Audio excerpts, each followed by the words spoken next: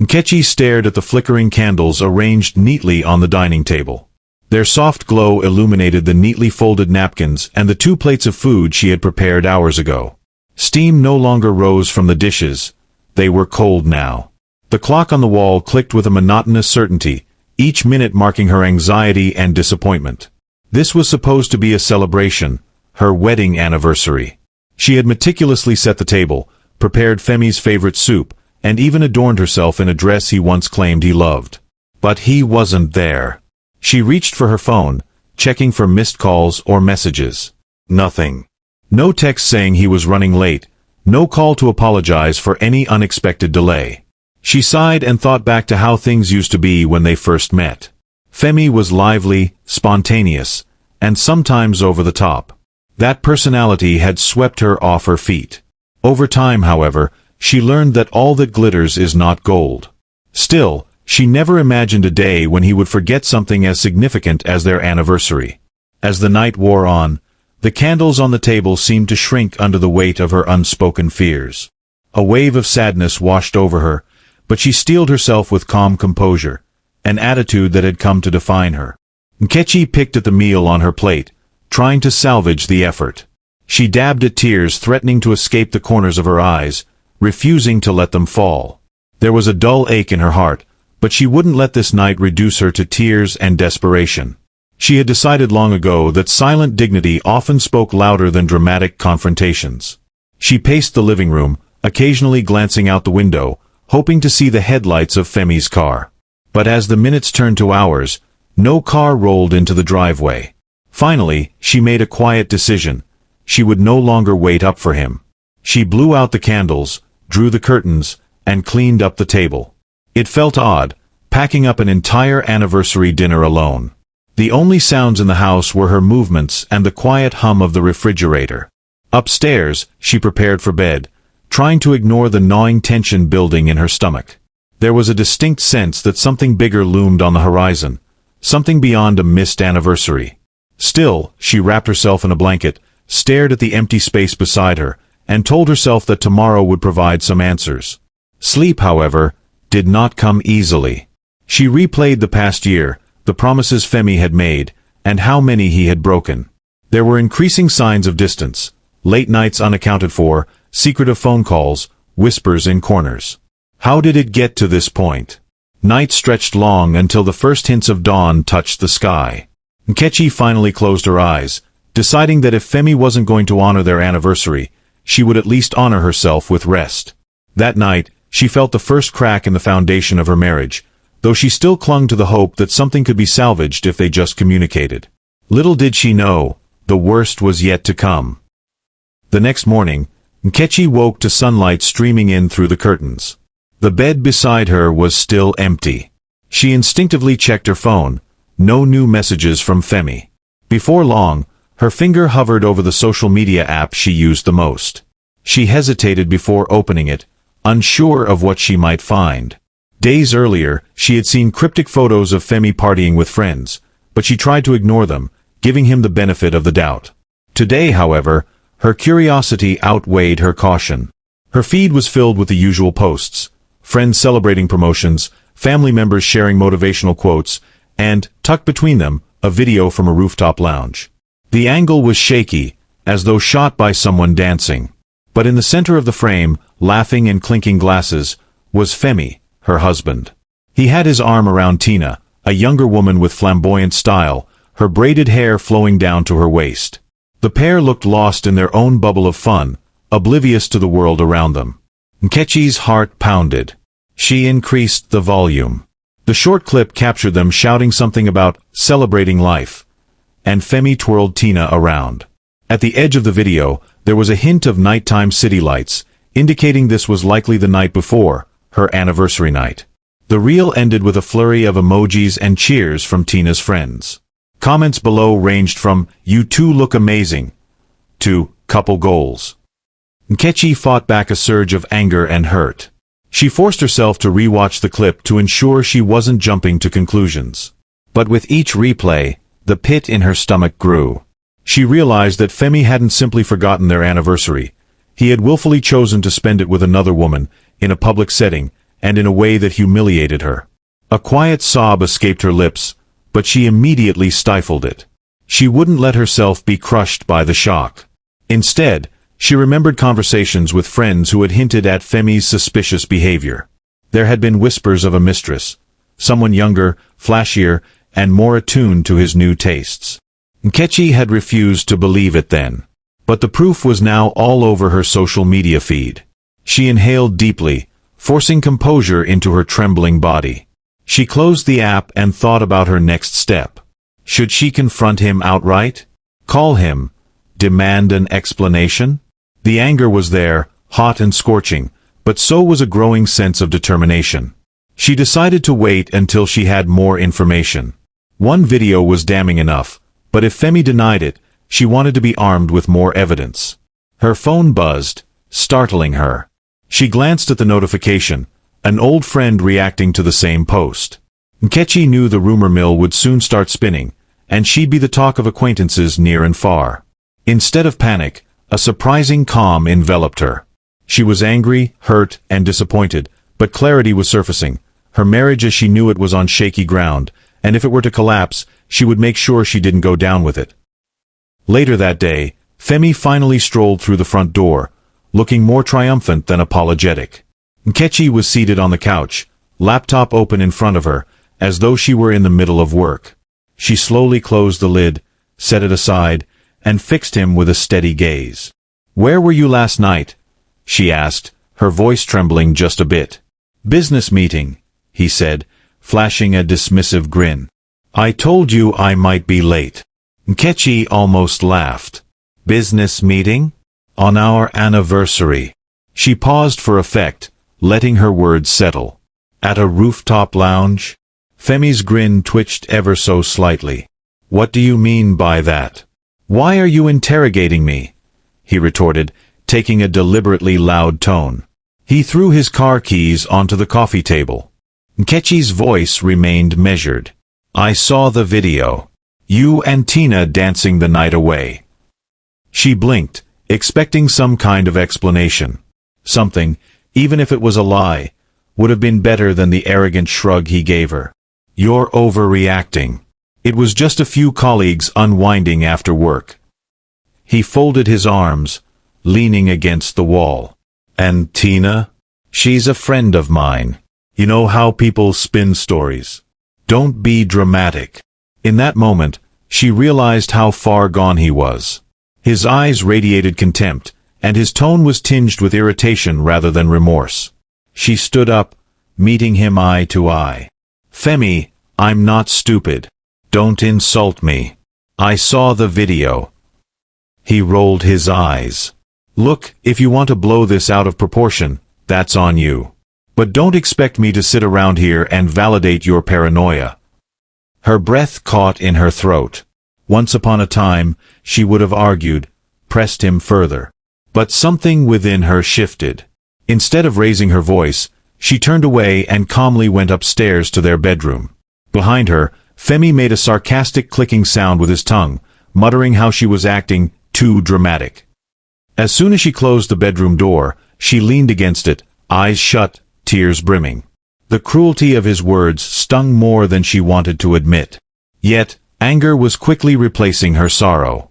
She opened her eyes, scanning the familiar bedroom that now felt oddly foreign. The bed they once shared, the closet they had once happily rearranged to fit both their belongings, everything felt tainted. Over the next few hours, she replayed their conversation.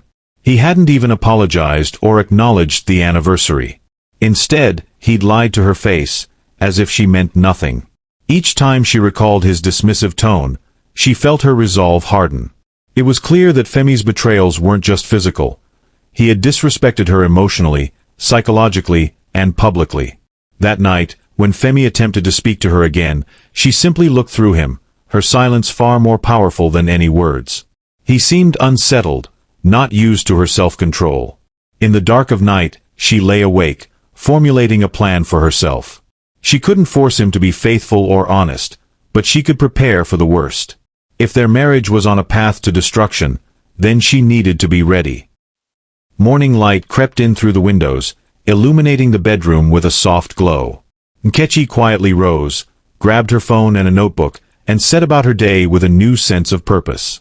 She made sure Femi had left for the gym before she ventured downstairs. The house felt empty, but also oddly comforting, like a stage set before the players returned to perform. She brewed a cup of tea and settled on the couch. She took the notebook in her hands and began jotting down every suspicious incident she could recall. The dates and times Femi came home late without explanation, the cryptic phone calls, the missing money from their joint account. She wrote down details about the rumors she had heard through friends. She carefully documented the Instagram post with the video of Femi and Tina, the timestamp, and the user handle that originally uploaded it. This was the moment she admitted fully to herself. Her marriage was on life support. The illusions had to be shattered for her own survival. No matter how it ended, she wanted to have a record of everything. This was her first step toward self-protection. The tea grew cold on the coffee table as she immersed herself in memory, noting every last detail. Occasionally, she paused, her eyes filling with tears. She pressed on, writing through the pain. By noon, she had several pages of notes. She took photos of them with her phone, storing them as backups. Something in her gut said this was necessary. Just as she finished, she heard the door click open. Femi walked in, fresh from his workout, phone in hand. He gave her a passing glance and walked straight to the kitchen, ignoring the thick tension in the room. Nkechi clutched the notebook tightly, not wanting to give him any hint of her new project. Eventually, he returned from the kitchen holding a bottle of water. "What are you scribbling down?" he asked, the question more accusatory than curious. "Just some personal notes for a possible work project," she lied, her face betraying nothing. Femi eyed the notebook, but said nothing further. He walked past her, heading upstairs to shower. Nkechi exhaled slowly. Her instincts told her she had done the right thing by preparing a paper trail. She wanted no confrontation, no argument. Just the truth in black and white. It felt simultaneously empowering and heartbreaking. She was protecting herself from her own husband, a man she had once believed was her soulmate. The act of documenting everything was sobering. It reminded her that this was more than just a rough patch. The foundation of trust was shattered. As she resumed her day, a phone call from Barrister Adiz, her cousin, lit up the screen. Barrister Adiz, or Ada as she was more casually known, had always been the family's legal warrior. Nkechi answered, her voice steady but heavy with unspoken worries. "How are you holding up?" Ada asked softly. Nkechi hesitated. "I'm managing. But I think I'm going to need your help."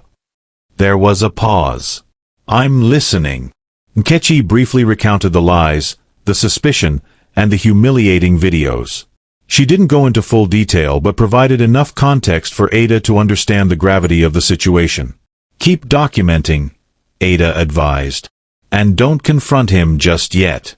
Gather everything you can. In case it goes to court, you'll need evidence."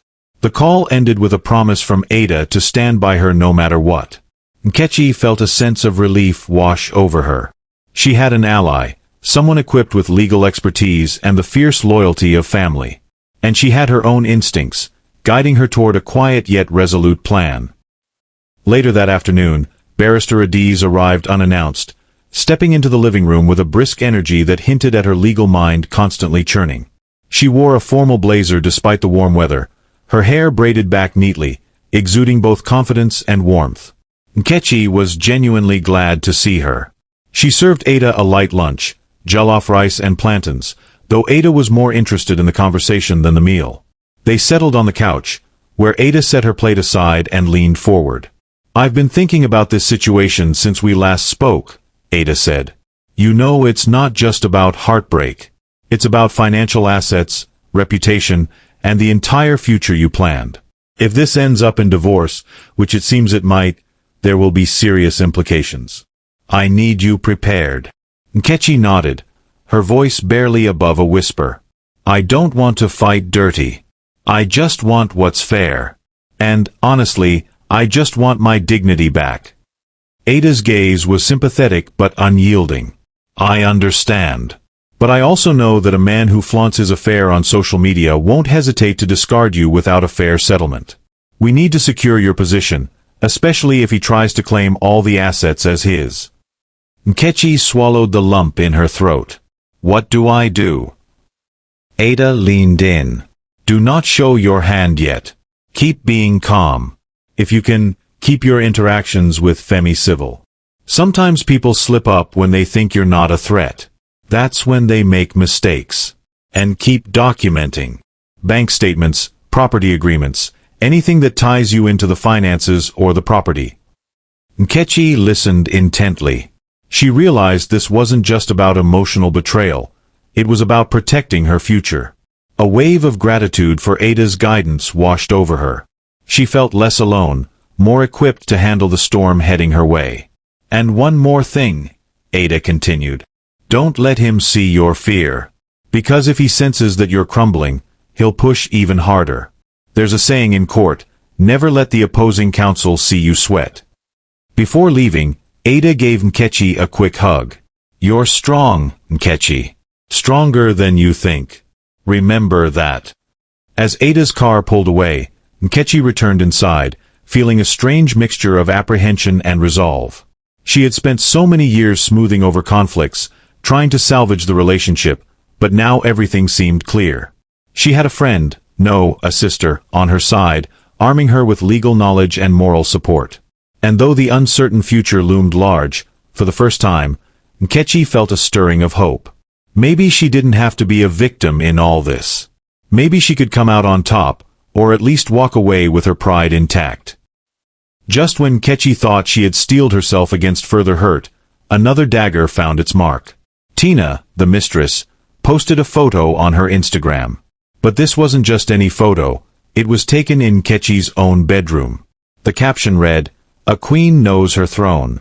#retired, the old hashtag moving on up." Nkechi's phone buzzed incessantly with messages from concerned friends and acquaintances.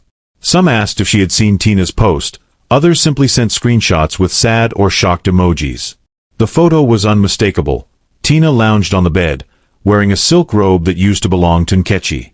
The bedding was clearly the one Nkechi had purchased, a vibrant pattern that she'd chosen with care when she first moved into the house as a newlywed.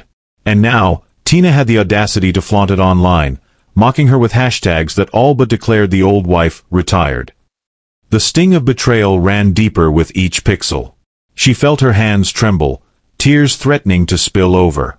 She was furious. Furious at the blatant disrespect, furious at the inevitability that people would see it and gossip, furious at Femi for allowing this to happen. Most of all, she was angry at herself for letting things reach this point. She wanted to confront Femi immediately, to lash out, to tell Tina exactly what she thought of her. But she remembered Ada's advice. Don't let them see you sweat. Don't show your hand. Instead, she calmly scrolled through the hundreds of comments. Most people cheered Tina on, enthralled by the brazen display of another woman taking over. A few scattered comments expressed sympathy for Nkechi, but those were drowned out in a sea of likes and laughing emojis. A message arrived from Ada. Don't react publicly, it read. Screenshots have been taken. Keep your composure. Nkechi took a shaky breath and followed her cousin's counsel.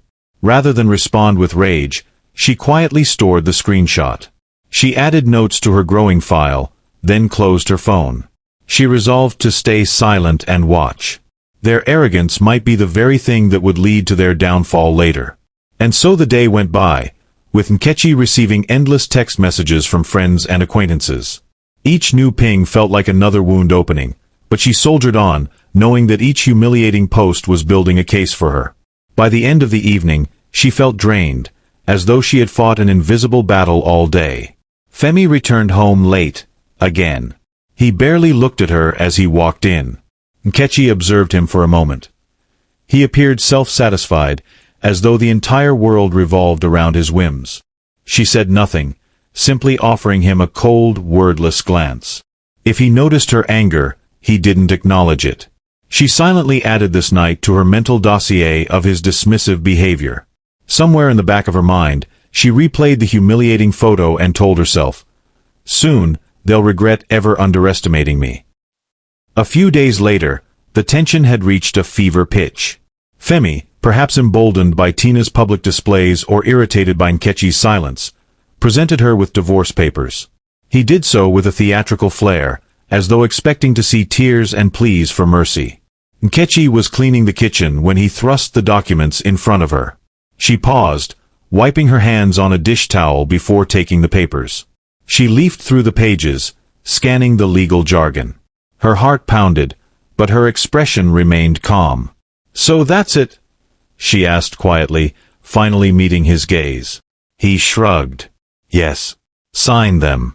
Let's end this farce. I'm tired of your drama.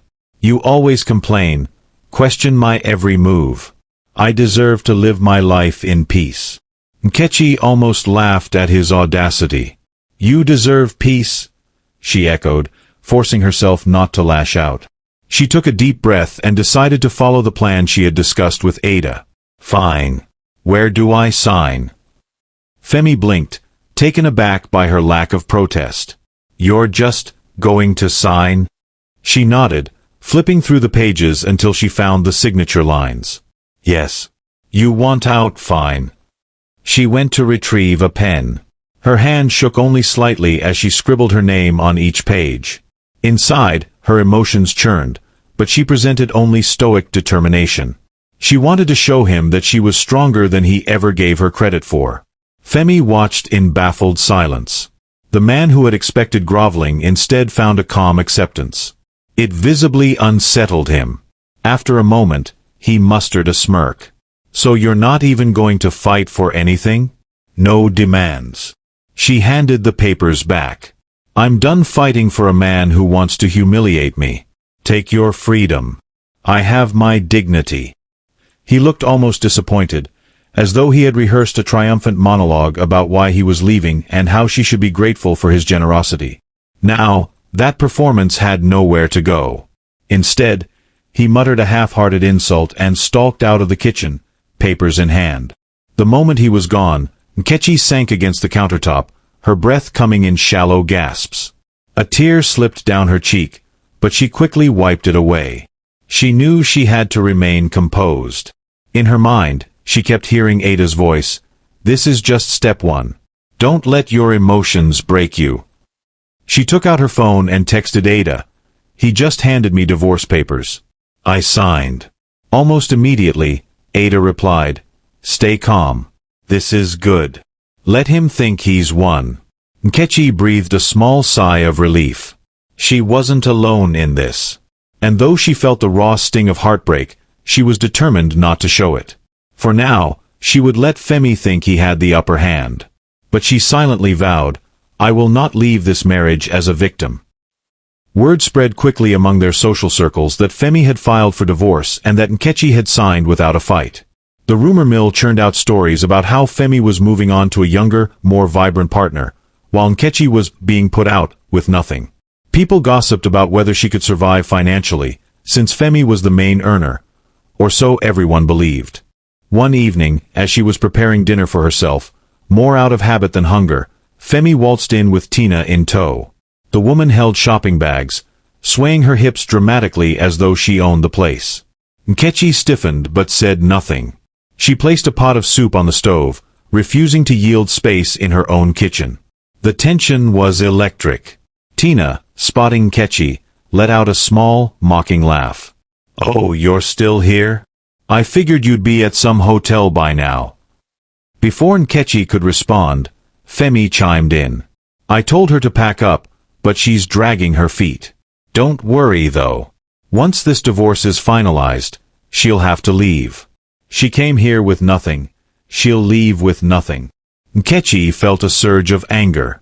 She turned off the stove, not trusting herself around open flames in that moment. But she refused to make a scene. If there was one thing she had learned from Ada, it was to keep her composure. So she calmly wiped her hands on a kitchen cloth, met Tina's eyes, then Femi's. "Enjoy your evening," she said softly, and walked out of the kitchen, head held high. From the hallway, she overheard Tina's shrill voice. "She's so pathetic. Acting like she has some right to be here." Femi laughed in agreement. Their voices faded as they moved deeper into the house. Nkechi retreated to her bedroom, heart pounding. She stared at her reflection in the mirror, at the woman she saw there. Had she become a shadow of her former self? She recalled how, in her younger days, she had been vivacious, confident, never one to stand silent in the face of disrespect. Yet life's blows had taught her restraint. Now, her dignity lay in not stooping to their level.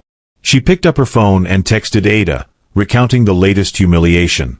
Ada's response arrived swiftly. "They think you have no claim. Just wait."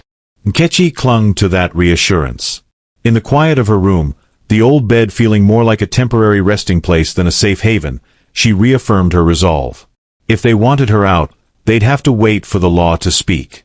Until then, she would not be bullied into submission. The official move-out day arrived. The divorce was still not fully processed by the courts, but Femi insisted on ushering Nkechi out of the house as soon as possible. He had even hired a moving van and 2 men to carry out her belongings. Nkechi found the whole display surreal. She didn't resist. She calmly packed her clothes and personal items into a few suitcases and boxes. It was a quiet exodus, each item carefully folded or wrapped, representing a shard of her life that she couldn't bear to see tarnished by their disrespect. Femi and Tina hovered nearby, occasionally making condescending remarks. "Is that all she has?" Tina laughed. "I've got more designer shoes than she has clothes." Nkechi tuned out their jeers. In truth, she had come into the marriage with modest possessions. Most of her money had gone into supporting Femi's early business ventures. She had believed in his dreams. Now, he used that history to paint her as a leech, forgetting how often she had sacrificed to help him succeed.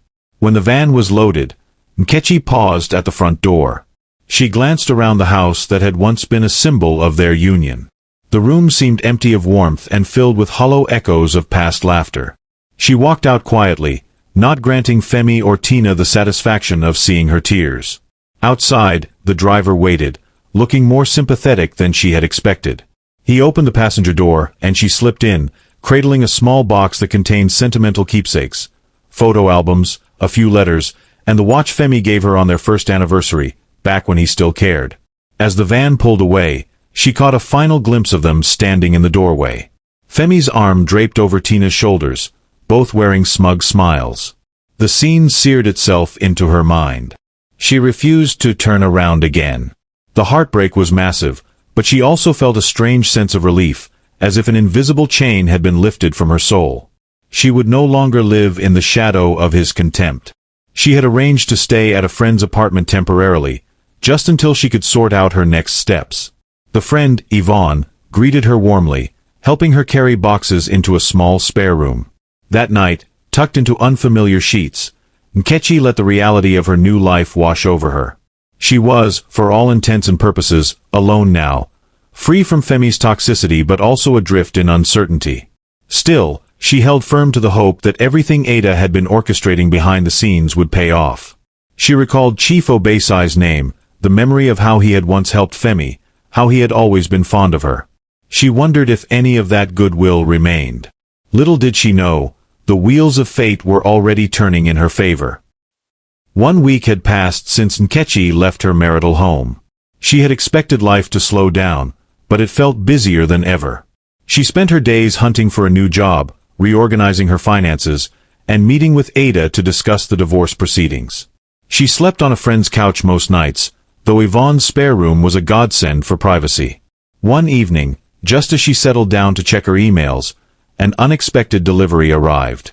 Yvonne handed her a large manila envelope, sealed with an official stamp. Nkechi studied it, puzzled by the sender's name, Barrister Okon and Associates. She didn't recognize the firm immediately. She opened it carefully. Inside, she found a letter and some legal documents. The letter bore the letterhead of Chief Obeisai's estate. Nkechi felt her heart jolt. Chief Obeisai had been her late godfather, a respected elder who had always treated her like family. He had passed away some months ago, leaving behind a legacy few could match. Her eyes skimmed the text. The letter explained that Chief Obeisai had left certain assets in her name, to be disclosed upon the 1-year anniversary of his passing, an anniversary that had just passed. A wave of disbelief crashed over her. She read further, discovering a reference to property documents and business shares related to Femi's ventures. Chief Obesai always wanted Nkechi to have financial security. In recognition of her loyal and caring nature, the letter read. She nearly dropped the pages in shock. Memories flooded her. The times Chief Obesai would come around, praising her cooking, complimenting her on how she supported Femi's dreams, urging Femi to treat her better. She remembered how he once told her, "A good woman is worth more than gold." Apparently, he'd made sure she wasn't left empty-handed. And it seemed he had done so in a legally binding way. She flipped through the supporting documents, her hands trembling. The most notable line read, Nkechi shall inherit all shares and controlling interests originally provided by Chief Obesai to Femi for the establishment of his real estate company, in the event that Femi no longer acts in the best interest of the family or fails to uphold moral obligations. The words felt surreal, almost cinematic in their intensity. Stunned, she picked up her phone and dialed Ada. In quick, hushed sentences, she recounted the letter. Ada listened in awe. "This changes everything," Ada finally said. "It means you have a stake in that house, and potentially other properties and shares as well." Chief Obesai must have foreseen Femi's irresponsibility. Nkechi swallowed hard. "But how is that possible? I never signed anything acknowledging these shares." Ada's tone became more cautious. "The documents reference a holding company. It looks like Chief Obesai created a legal entity that effectively transferred ownership to you upon his death, under specific conditions. This might be complicated, but it's a major asset in the divorce proceedings." A swirl of emotions coursed through Nkechi. She was touched by Chief Obesai's foresight and generosity. She also felt a pang of sadness that he wasn't around to see how grateful she was. Yet overshadowing all of that was a budding sense of resolve. This letter, if legitimately upheld in court, meant she wasn't just some penniless ex-wife. She had a real claim, maybe more than Femi realized. Before hanging up, Ada advised, "Let's keep this quiet for now. I need to verify the authenticity of these documents and ensure everything is in order. Do not tip Femi off." Nkechi agreed. She carefully returned the papers to the envelope and placed it in a secure spot in Yvonne's apartment. Sitting in silence, she processed the magnitude of this development.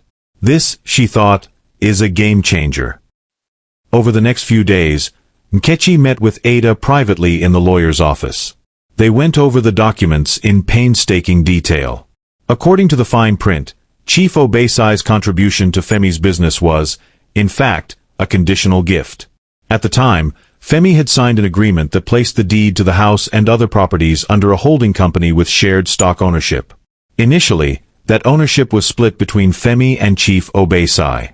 But upon his death, Obesai willed the majority share to Nkechi, contingent upon Femi's honorable conduct within the marriage. Ada pointed to a clause. This basically means that if Femi dishonors the marriage, or if the marriage dissolves under grounds that point to his infidelity or moral failing, the shares revert entirely to you. The property, specifically the house, would be under your control.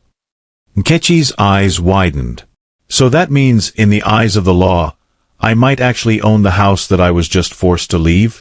Ada nodded slowly, letting that sink in. Yes. But we have to be sure the court accepts these conditions. Given the evidence of his infidelity, I think it's strong. We have screenshots, pictures, public social media posts. Femi can't argue it was just a misunderstanding. Nkechi felt her pulse race. The idea that she owned the very house from which she was unceremoniously cast out felt both ironic and exhilarating. A part of her worried about how messy things could get, but she also felt vindicated. After all the humiliation, this was justice. I don't want to cause a public scene, Nkechi said softly. I just want what's rightfully mine. I want to end this nightmare with my dignity intact. Ada smiled. That's exactly what we'll do. But it might be a slow process. The legal system will have to confirm these documents and issue a formal judgment in your favor. Nkechi exhaled, a mixture of relief and anticipation. She recalled how Femi had smirked at her, how Tina had mocked her publicly. The memory of that humiliating day, watching them stand in the doorway as she left, clung to her heart like a bruise. She thought about how satisfied they must feel at this very moment, parading around their house with zero remorse. But now, with these documents, the truth was on her side. She clenched her fists, not out of anger, but out of a quiet sense of purpose. For once, destiny had placed a powerful card in her hand, and she would play it wisely. That same week, Ada introduced Nkechi to a colleague, an accountant with expertise in corporate structures. They sat around a small table in Ada's office, flipping through more pages of legal and financial documents. The accountant, a meticulous man named Chaik, outlined how Chief Obeisai had set up a holding company, Apata Holdings, to manage the assets. Initially, 60% of the shares were in Femi's name, and 40% were in Obeisai's name. Upon Obeisai's death, those 40% were to transfer to Nkechi. However, due to the moral clause, if Femi failed to uphold his marital vows, an additional 20% would revert to Nkechi, giving her a controlling 60% share. Chaik adjusted his glasses, pointing to the relevant section.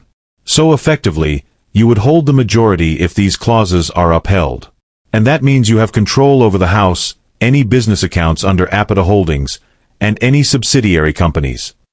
Nkechi gulped. She could scarcely believe the scale of what Chief Obeisai had set in motion. But Femi founded this business. I never really got involved in the day-to-day. Chaik offered a reassuring nod. That doesn't matter. Legally, a majority shareholder has the power to make decisions. If this goes uncontested or if you win in court, you become the primary decision-maker. Nkechi's mind reeled with the implications. She had spent years supporting Femi from the sidelines, believing in his potential. Now it turned out she was literally invested in his enterprise, far more than even he knew. The memory of him scoffing, "You came here with nothing," played in her mind like a broken record. She couldn't wait to see the look on his face when reality sank in. Ada urged caution. Let them remain ignorant for now. If Femi suspects you have this advantage, he might do something drastic, liquidate assets, or try to shift funds. We need to ensure everything is locked down legally. Nkechi nodded, her voice steady. I'll wait. Let them continue parading around. I want to finalize everything before making any move. The meeting concluded with an action plan: file the necessary motions quietly, authenticate the documents in court, and prepare for a final showdown. Nkechi left the office feeling both overwhelmed and oddly triumphant. She walked along the busy city street, a new spark in her step. For the first time in weeks, she felt the weight of despair lifting. A sense of justice was near. While the legal wheels turned in the background, Nkechi heeded Ada's advice. She kept a low profile, avoiding public statements or confrontations with Femi or Tina. She didn't respond to their taunting social media posts, nor did she share her own side of the story. She simply vanished from the online spotlight, leaving them to bask in the illusion of victory. Meanwhile, Femi and Tina seemed determined to showcase their new life at every turn.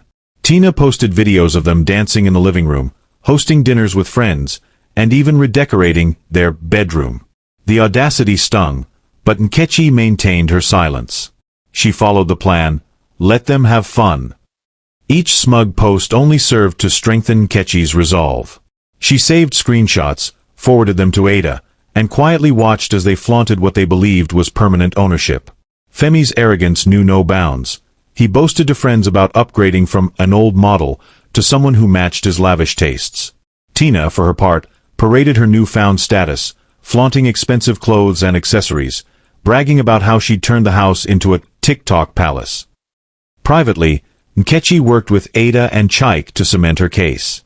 They verified signatures, collected bank statements, and examined property records. There were late-night conference calls where Ada walked her through potential courtroom scenarios. Sometimes, Nkechi felt anxious. What if Femi found a loophole? But Ada consistently reassured her that the law was on her side. Throughout it all, Nkechi remembered Chief Obeisai's generosity. She wished he were alive to see how his intervention might save her from ruin. She pictured him shaking his head at Femi's betrayal, reminding Nkechi that some men never appreciate what they have until it's gone. And so time passed, the tension building underneath a calm exterior. Nkechi watched from the sidelines as Femi and Tina hosted more gatherings, posted more videos, and reveled in their perceived victory. Each broadcast only added fuel to the legal fire that would soon consume them.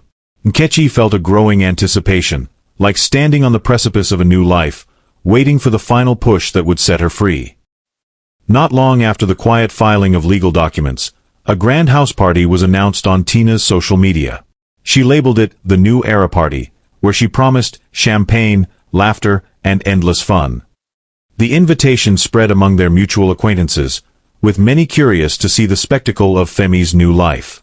True to her plan, Nkechi stayed away. But she did receive updates from multiple sources: photos, short clips, and gossip-laden texts. Tina had turned the house into a mini nightclub for the night, complete with flashing lights and loud music. The gates were thrown open to an array of guests, including social media influencers eager for the next big trending story. Femi paraded around in a designer outfit, clinking champagne glasses with anyone willing to toast. His arms were often around Tina's waist as they kissed in front of cameras, clearly enjoying every moment of attention. And in between these displays of affection, Femi found time to poke fun at Nkechi. He made snide remarks about how she was out of the picture, how she had no place in their new life of luxury. Tina, reveling in her newfound celebrity, pulled aside a camera crew, likely friends capturing footage for social channels, and gave a short monologue on how she had upgraded the house vibes and how the old wife just couldn't keep up. In the midst of this revelry, Ada's phone buzzed non-stop. She and Nkechi sat in Ada's apartment, reviewing the live posts as they came in. Ada smirked, shaking her head at the blatant arrogance. "They're doing our work for us," she said. "Every boastful remark, every insult, only strengthens our evidence of their moral misconduct." Nkechi, though stung by the public ridicule, felt an odd sense of calm.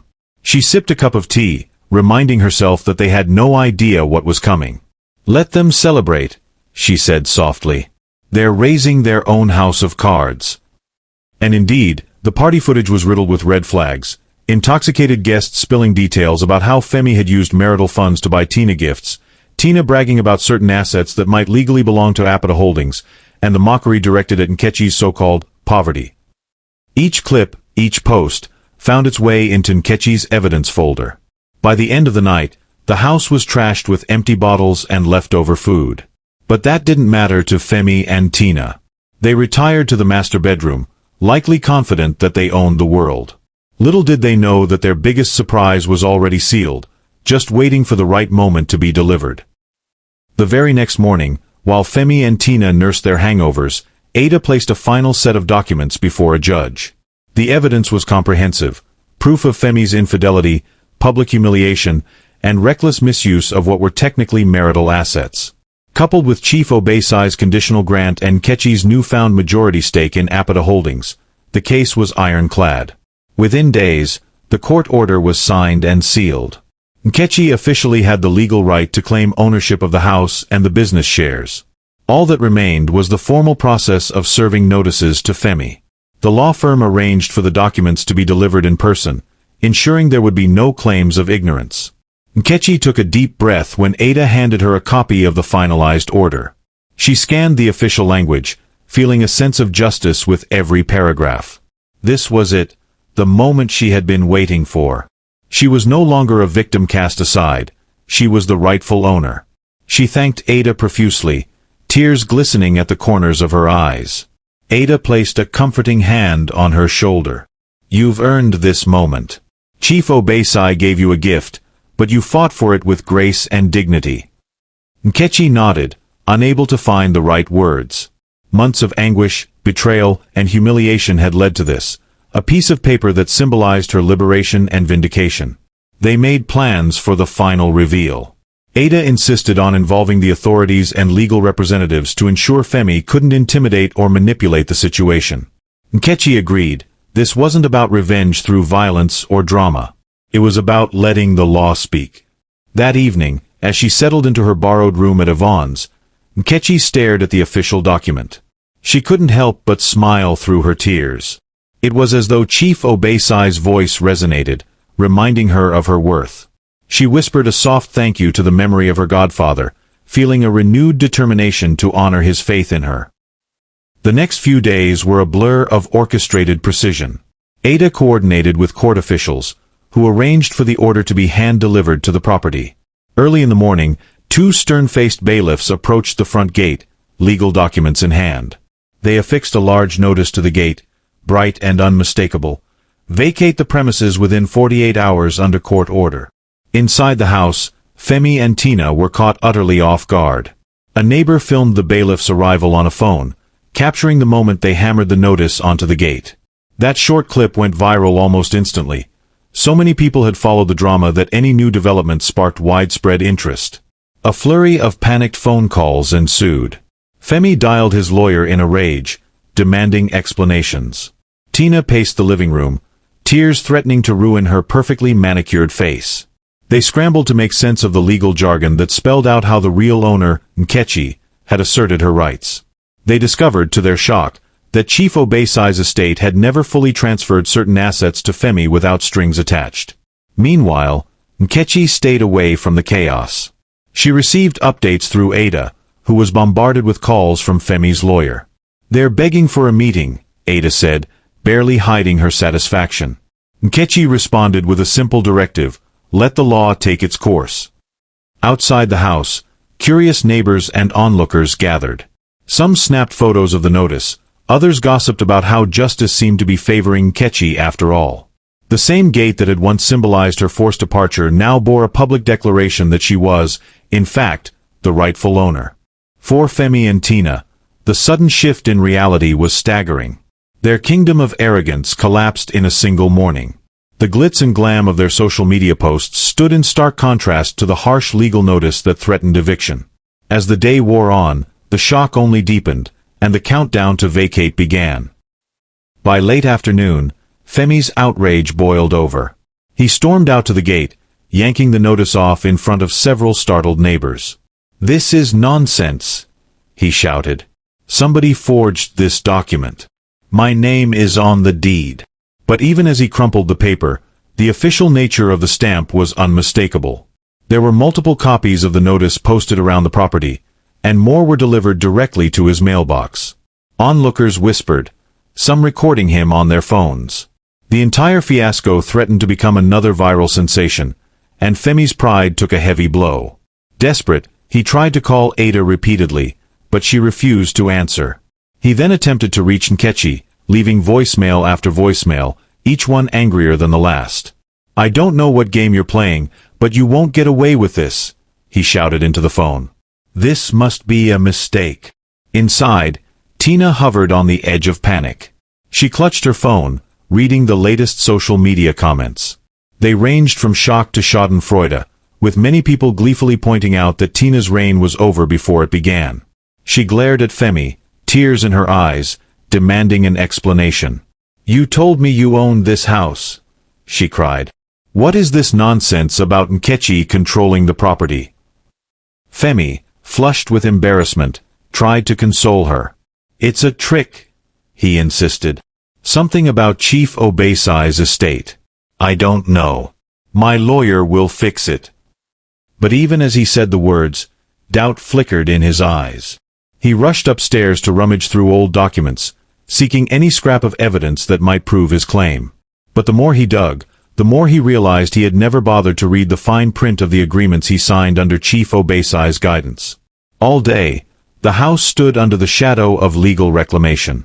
Every time Femi opened a door or flicked a light switch, the knowledge that it all might soon be gone gnawed at him.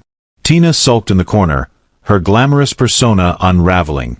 She posted a tearful rant on social media, accusing unnamed haters of trying to sabotage her happiness. But the comments under her post only grew more brutal. As evening fell, they sat in the living room, phones buzzing incessantly, the memory of the previous night's party a bitter joke. Femi realized with a sinking heart that he was on the verge of losing everything, all because he had underestimated Nkechi, and the legacy Chief Obeisai left her. Early the following morning, a group of legal representatives arrived at the house with full documentation. Femi and Tina were forced to grant them entry. Tina hovered nervously by the staircase, too humiliated to put on her usual bravado for the cameras. Femi tried to appear calm, but sweat beaded on his forehead. One of the representatives, a middle-aged man in a crisp suit, laid out the documents on the dining table. "We're here to clarify the ownership of this property," he said. "It's all here in the official records." Femi snatched the files, rifling through them, but the legal jargon overwhelmed him. His lawyer, who had arrived moments earlier, skimmed the pages with a grim expression. Finally, the lawyer looked at Femi and shook his head. "It's legitimate," he muttered. "Nkechi's name is on the original deed, registered through Apata Holdings. It was placed under a conditional arrangement by Chief Obei-sai." Tina, unable to control herself, peered over Femi's shoulder. When she saw Nkechi's name, her face paled. "You never owned this house?" she hissed. "All this time you've been acting like the big boss, and you never actually owned it?" Femi swallowed hard, attempting to regain composure. "Obei-sai had me sign some documents back in the day. I didn't realize."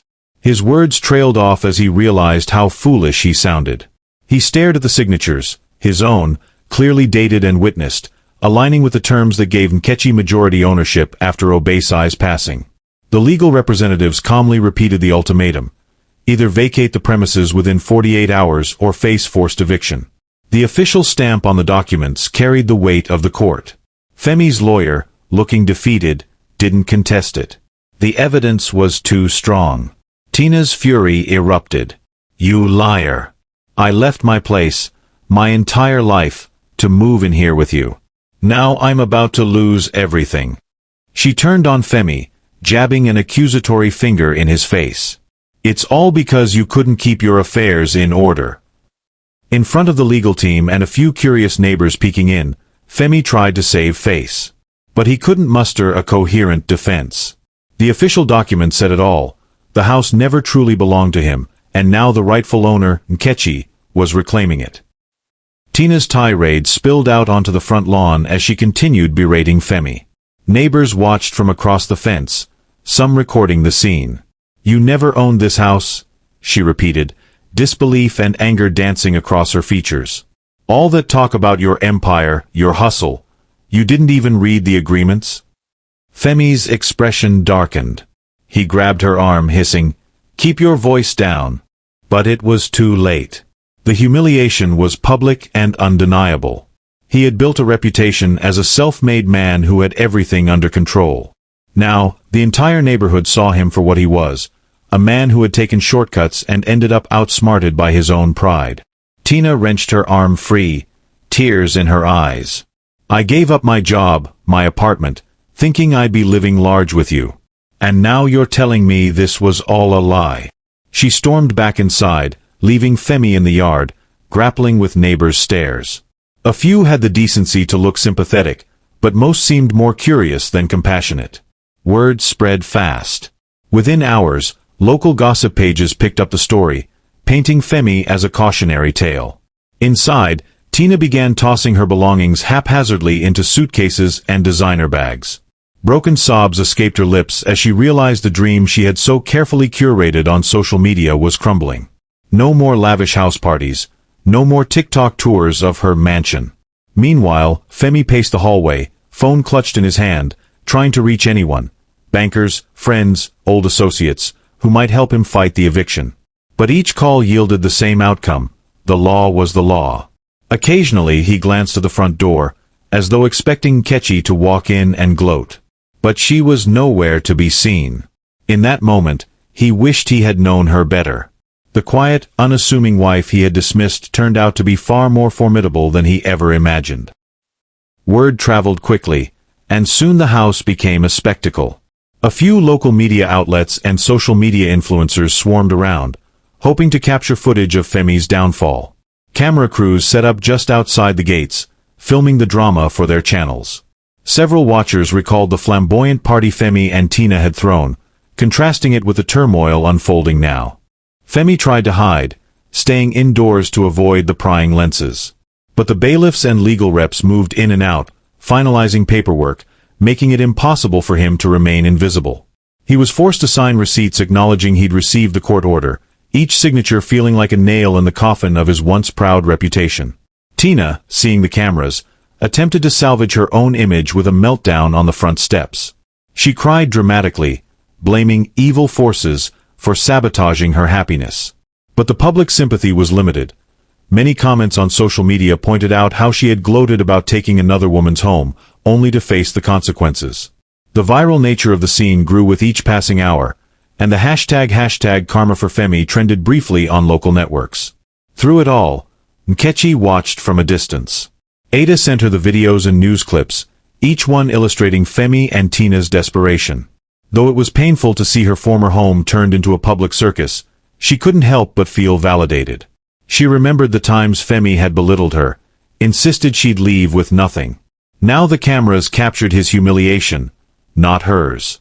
By evening, most of the media dispersed, satisfied that they had enough footage to feed the scandal-hungry audience. Femi, exhausted and frazzled, sank into the living room couch, which he now realized was no longer truly his.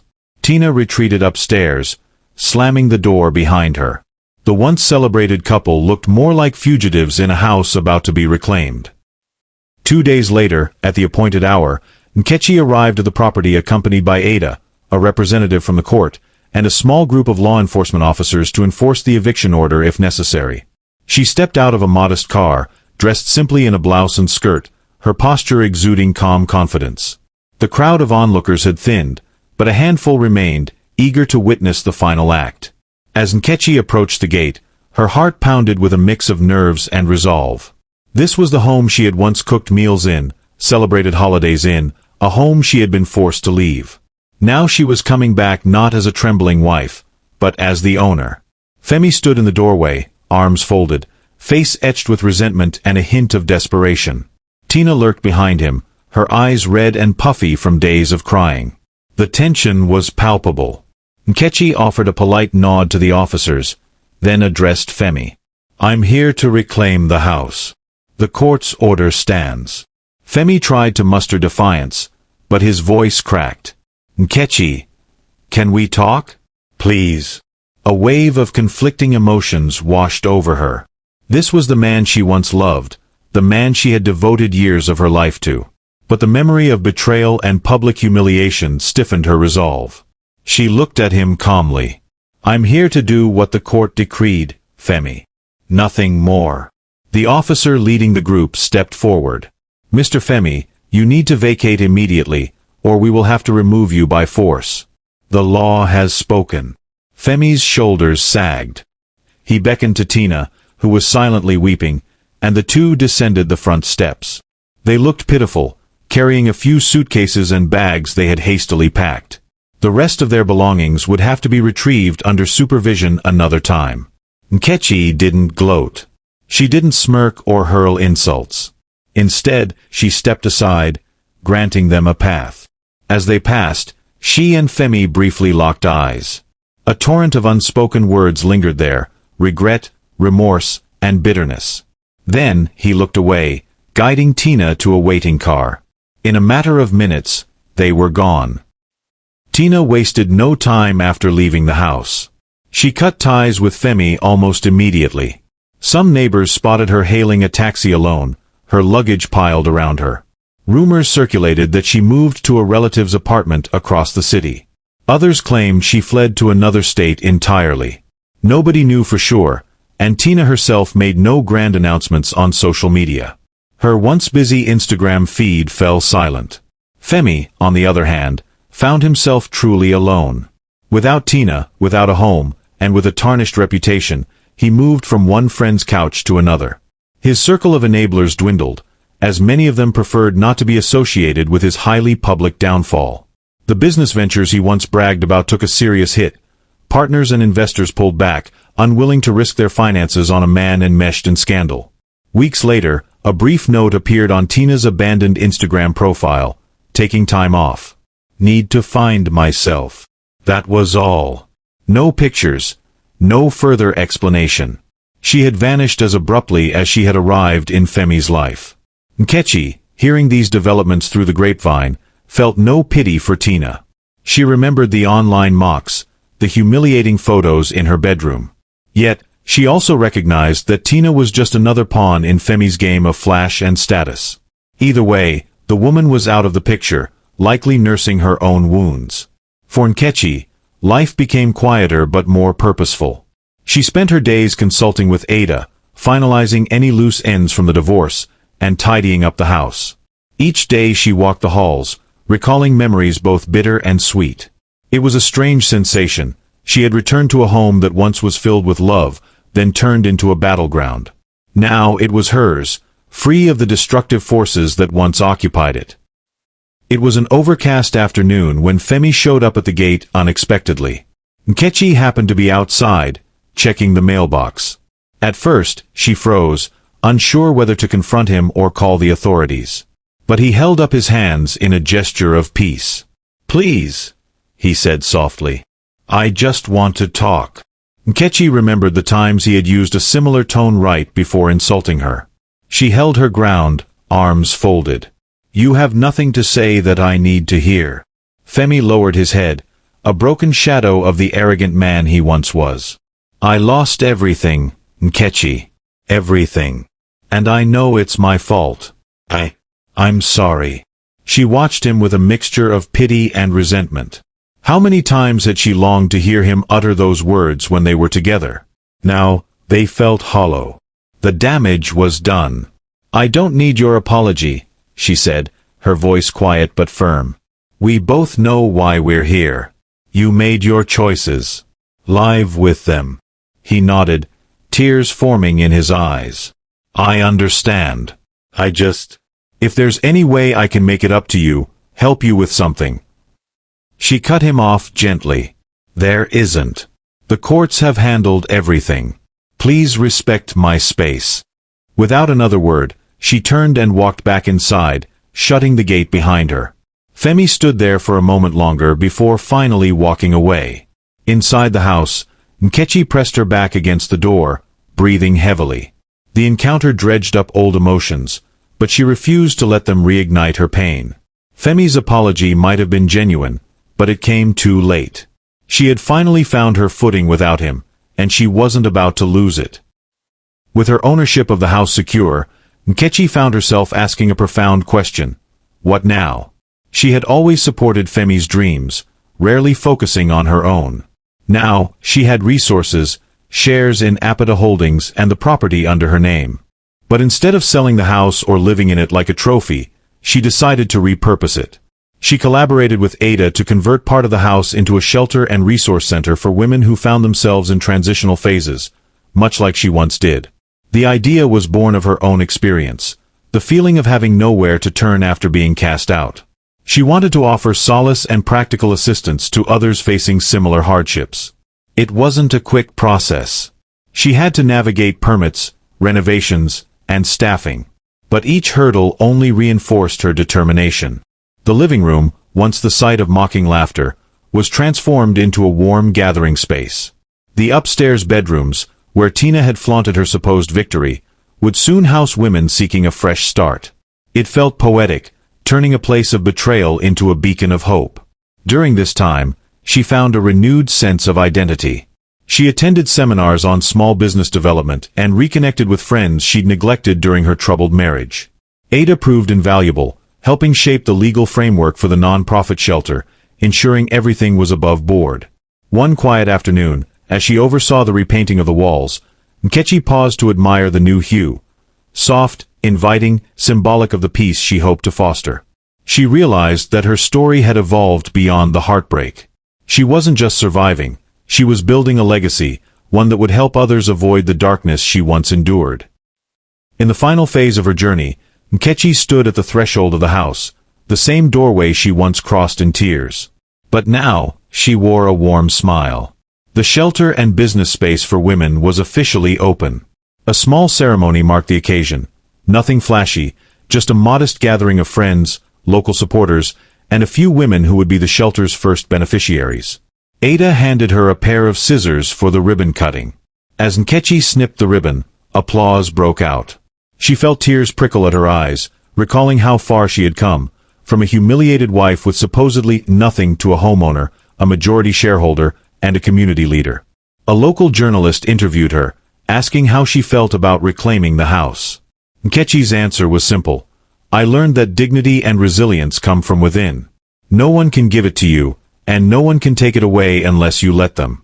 I'm grateful to honor Chief Obeisai's memory by using this home to uplift others. The reporter asked about Femi and Tina, but Nkechi merely smiled politely. That chapter is closed. I wish everyone peace, but my focus now is on creating new beginnings.